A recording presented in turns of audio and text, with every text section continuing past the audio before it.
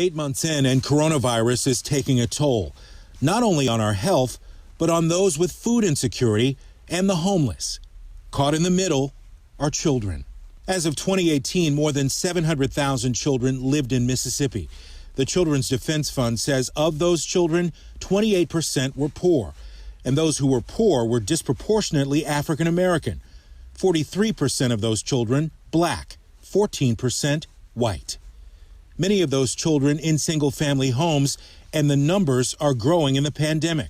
Their mothers forced to make tough decisions about caring for their children and having to be essential workers. In Mississippi, 80% of cashiers are women, 70% of food workers are women, 90% of medical assistants and home health aides are women. Those women who are able to work, risking exposure to COVID. For others trying to access assistance to help with childcare, utilities, and the need for something to eat, they're met with one of the most difficult systems in America. Add to that the abuse and mismanagement of Mississippi's TANF funds.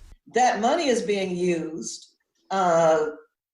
in some egregious ways that take away benefits that people think that poor families are receiving, and they are not. The safety net in place is not catching many of those in need. As the holidays approach, even people who normally don't find themselves in this situation are hurting.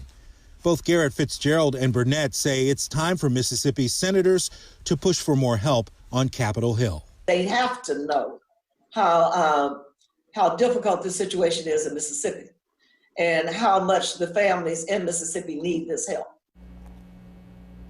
16 WAPT's Troy Johnson joining us live. And Troy, what are these child advocacy groups saying about the Federal CARES Act? Well, Keegan, they're saying the federal benefits designed to help with recovery were helpful, but some have run out, like expanded unemployment.